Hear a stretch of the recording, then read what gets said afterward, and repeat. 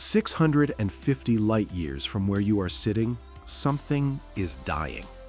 It has been dying for a very long time, longer than our species has existed, longer than our planet has had complex life. And when the end finally comes, it will not go quietly. It will release more energy in a matter of seconds than our sun will produce across its entire 10 billion year life. It will outshine every other star in the sky. It may be visible in full daylight. The star is called Betelgeuse.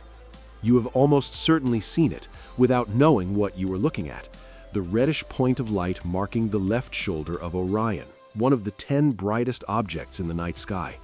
It sits there, patient and enormous, twinkling more than the stars around it, its color distinctly warm against the cold blue-white of its neighbors. And it is, by every metric astronomers use to measure such things, approaching the end. What follows is an attempt to understand what that means, what kind of object Betelgeuse actually is, what will happen when it detonates, what it would mean for Earth, and what recent observations have revealed about this star that continues to surprise us. The story is stranger than most people expect.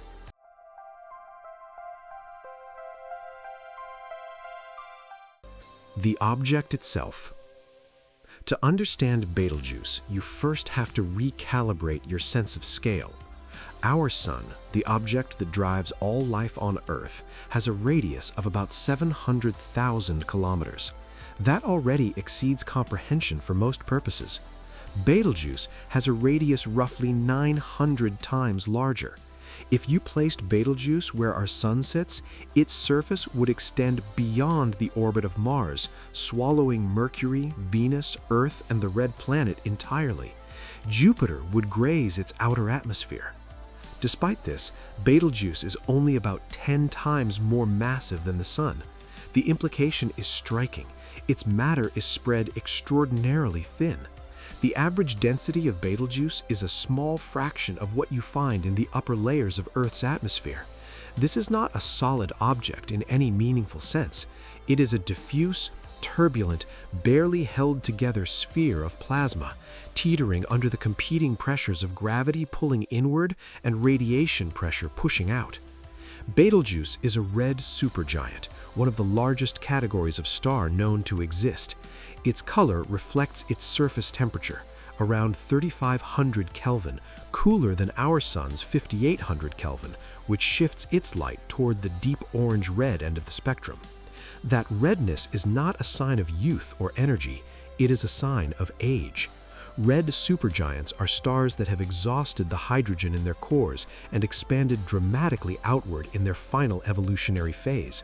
Betelgeuse is, in stellar terms, an old, dying giant, and it knows it.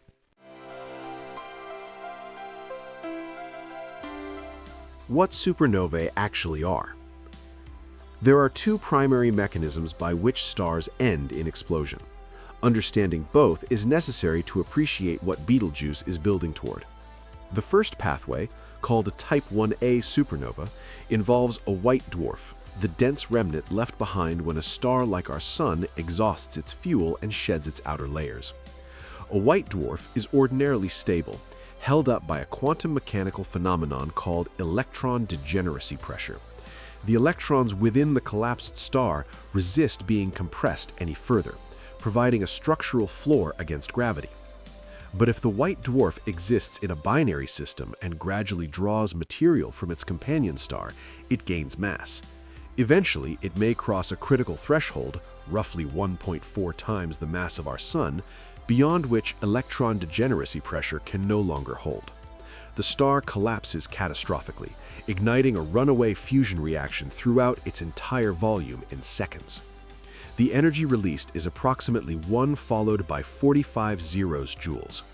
The star does not leave a remnant, it is simply gone, scattered across space at 6% the speed of light. Betelgeuse is headed toward the second type. A Type 2 supernova begins with a massive star, at least 5 times the mass of our sun, often far more, that has been burning through progressively heavier elements in its core over millions of years. Hydrogen fuses into helium, helium into carbon, carbon into oxygen, neon, silicon. Each cycle is less efficient than the last, but each generates enough outward pressure to hold the star's gravity at bay. Until finally, the core begins producing iron. Iron is the endpoint.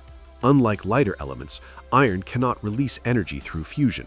Fusing iron actually requires energy rather than producing it. When an iron core accumulates, fusion in the core ceases. The outward pressure vanishes. Gravity, which has been held in check for millions of years, wins instantly. The core collapses in less than a second, triggering a shock wave that tears the star's outer layers apart in a catastrophic explosion. What remains at the center is either a neutron star, an object the size of a city but more massive than the Sun, composed almost entirely of neutrons packed together so densely that a teaspoon of its material would weigh 1 billion tons, or, if the star was massive enough, a black hole. Betelgeuse is in the late stages of this process. Its core is currently burning through the heavier elements. The iron accumulation has not yet begun, but the clock is running.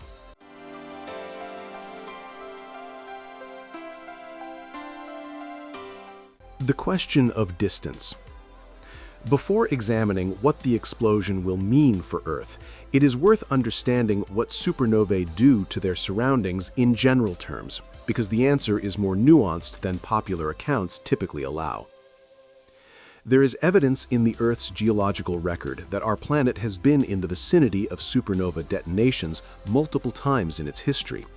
The region of space we currently inhabit, called the local bubble, a relatively sparse pocket of interstellar gas roughly 1,000 light-years across, is thought to have been carved out by a supernova detonation somewhere between 10 and 20 million years ago. We were there for it. A more recent event, approximately 2.5 million years ago, left a chemical signature in the deep ocean floor. Elevated concentrations of iron-60 and manganese-53, isotopes associated with supernova nucleosynthesis, concentrated in a specific geological layer.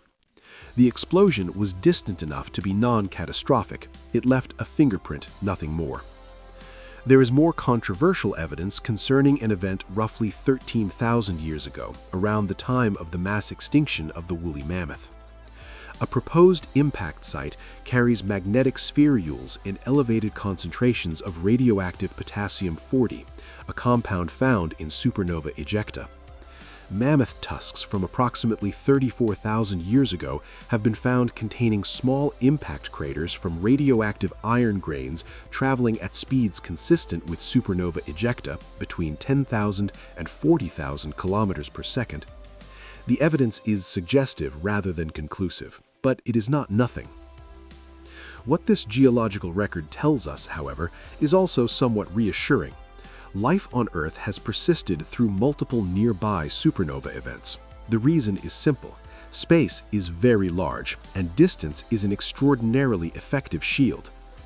Scientists have estimated that the genuine kill zone for a supernova, the region within which radiation levels would be sufficient to cause mass extinctions, extends to approximately 25 light-years. Within that radius, the ultraviolet and gamma radiation would strip away the ozone layer, alter atmospheric chemistry, devastate marine phytoplankton, and unravel food chains from the bottom up. Closer still, the physical shock wave and heat would pose direct threats to planetary surfaces. Beyond 25 light-years, the picture changes substantially. By 100 to 200 light-years, the effects become manageable. By 500 light-years, a supernova would be a spectacular astronomical event and nothing else. Betelgeuse is 650 light-years away. When it explodes, the shock wave that eventually reaches Earth will carry less energy than the ordinary pressure of the solar wind. Our Sun's heliosphere, the vast bubble of charged particles that extends beyond the orbit of Pluto, will deflect it. There will be no atmospheric damage, no radiation hazard, no ecological consequence. There will, however, be quite a show. For weeks or possibly months, Betelgeuse will be as bright as the full moon. It will be visible during the day. In the hours after detonation, it may briefly outshine everything in the sky other than the sun itself. Every culture on Earth will see it simultaneously. It will, in all likelihood, be the most dramatic astronomical event in recorded human history.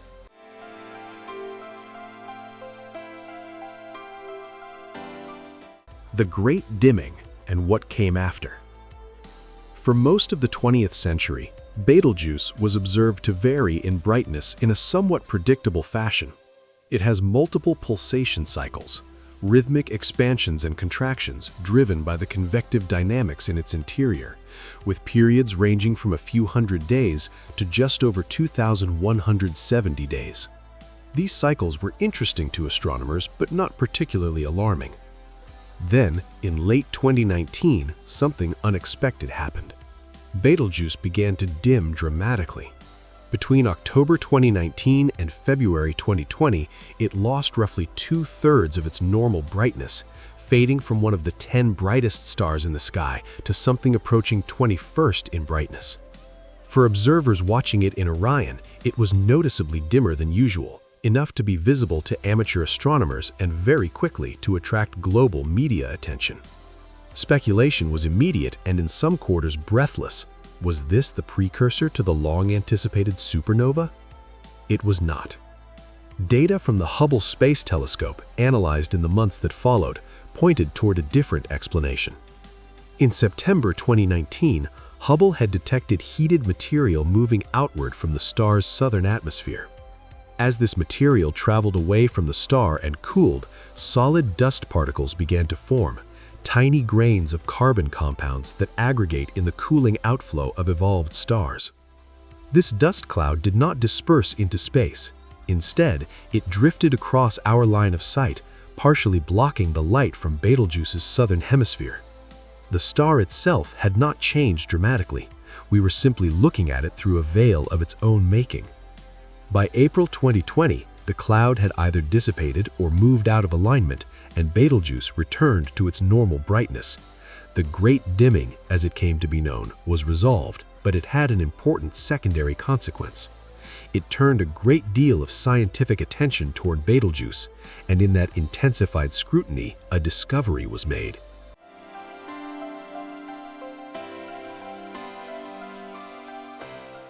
Betelgeuse is not alone. For over a century, astronomers had wondered whether Betelgeuse might be part of a binary system, whether there was a smaller, dimmer companion star caught in its gravitational influence. The idea was appealing. It would explain certain irregularities in Betelgeuse's motion and brightness that didn't fit neatly into models of a single isolated star. But proving it had proven extremely difficult. Betelgeuse's surface is so turbulent, so constantly in motion, that extracting a clean signal from the noise seemed nearly impossible. Two independent research teams, one at the Harvard-Smithsonian Center for Astrophysics in Cambridge, Massachusetts, and another at the Center for Computational Astrophysics at the Flatiron Institute in New York, approached the problem by looking at archival data with fresh eyes. They examined historical measurements of Betelgeuse's radial velocity and positional movement over time. What they found was a subtle but consistent pattern, a tiny repeated wobble in the star's position, as though something were exerting a small periodic gravitational pull on it. The period of this wobble matched, with striking precision, the longer pulsation cycle of 2,170 days, the one that had always seemed slightly anomalous, slightly misfit when modeled as an internal pulsation. Both teams concluded that the most plausible explanation was not an internal process at all, but an external one, a companion star orbiting Betelgeuse with a period of just under 6 years, at a distance roughly comparable to the separation between our Sun and Saturn. The companion was given the informal name Betelbuddy. Its official designation is Siwarha. Both teams estimated its mass at roughly that of our own Sun, a relatively modest object, made nearly invisible by the overwhelming brilliance of its neighbor. Making it visible, however, was another matter. Space-based telescopes attempted it and failed. The contrast was simply too extreme.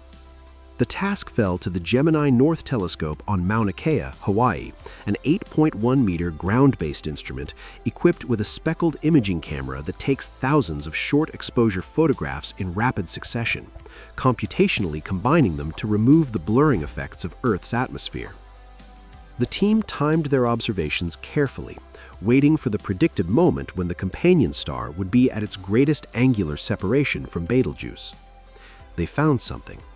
The image is blurred right at the edge of the telescope's resolving capability.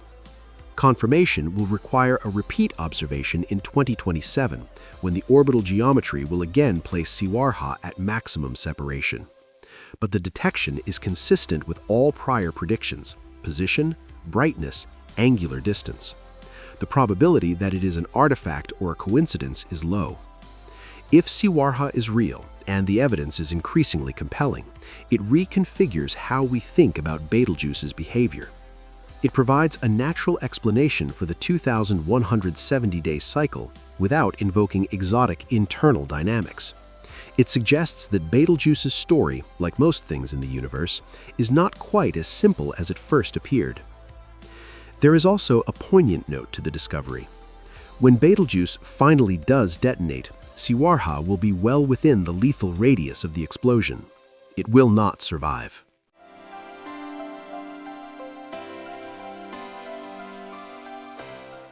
The rotation problem.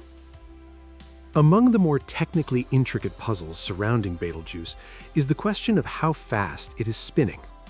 Measurements from the ALMA array, a network of 66 radio telescopes in the Atacama Desert of northern Chile, suggested that the surface of Betelgeuse rotates at roughly 5 kilometers per second, completing a full revolution approximately every 20 years.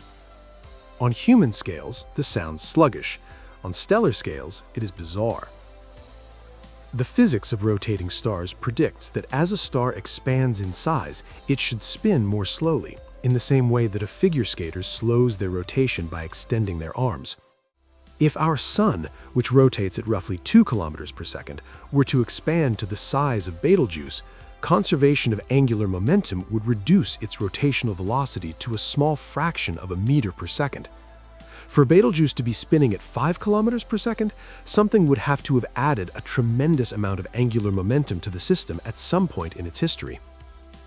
One proposed mechanism is stellar cannibalism, the process by which a star in a binary system gradually strips material from its companion, drawing not only mass but angular momentum into itself. If Betelgeuse once had a companion star closer than Siwarha, it may have consumed it entirely. The absorbed angular momentum would have spun the star up to its current anomalous rate.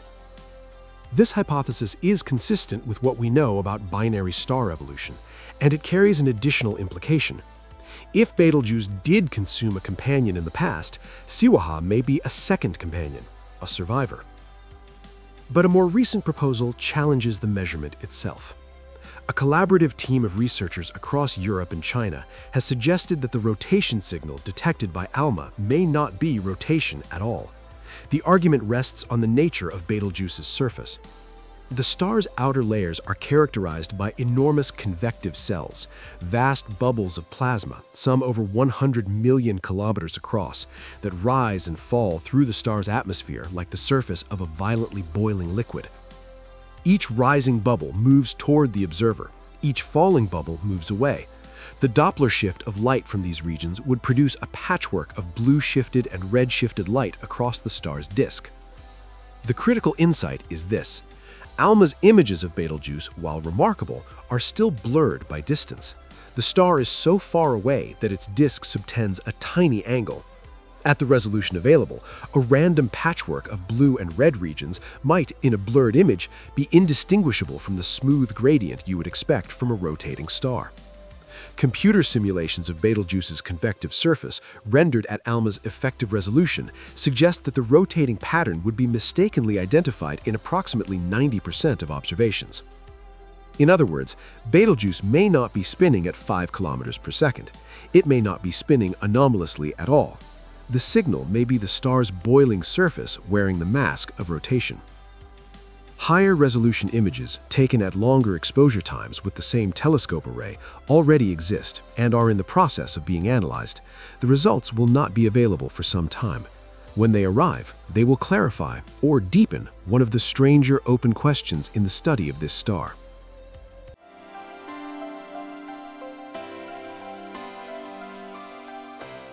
When? The question that underlies all of this, the one that makes Betelgeuse something more than just an astrophysical curiosity, is a simple one. When? The honest answer is that we do not know with precision. Betelgeuse will undergo core collapse at some point. That is not in dispute. The range of estimates, however, spans from decades to 100,000 years.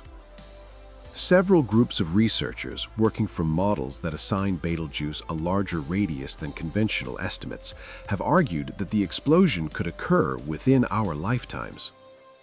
Others consider that optimistic.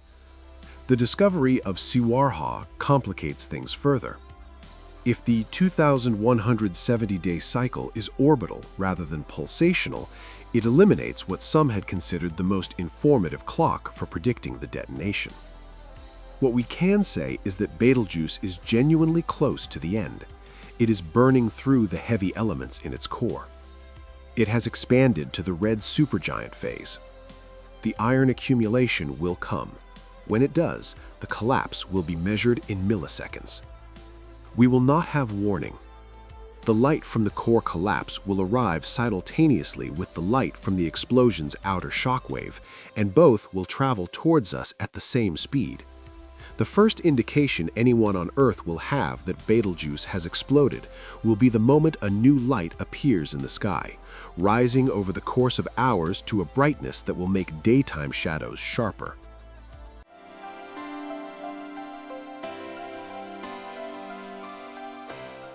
A quiet reckoning. There is something worth sitting with in all of this, beyond the mechanics and the timescales. Betelgeuse has been there, approximately adjusted for its proper motion, every winter night for as long as human beings have been looking up. It has been a navigational marker, a seasonal signal, a fixed point against which the movements of planets and comets were measured. Ancient astronomers named it, incorporated it into mythology, used it to mark the passage of time, the shoulder of the hunter. The light we see tonight left Betelgeuse around 1375 AD. We are watching a star as it was in the late medieval period.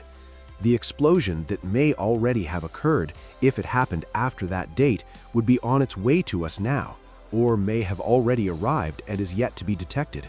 There is no way to know. We can only see what we can see. When it does go, it will be brief by astronomical standards, a few weeks of extraordinary brightness fading over months, and then a dimmer remnant, a neutron star or black hole at the center of an expanding shell of gas and dust, a nebula eventually, carrying the enriched elements produced in Betelgeuse's fusion cycles out into the galaxy to be incorporated into new stars, new planets, new chemistry. This is the thing that gets overlooked in discussions of supernovae as disasters. They are also, in the most literal sense, generative. The iron in your blood, the calcium in your bones, the oxygen in the air. These elements were forged in the cores of stars that exploded before our solar system formed. We are made of supernova remnants, all of us. Betelgeuse, when it goes, will seed the galaxy with the products of its long life. That is not nothing. It is, in its own way, enough.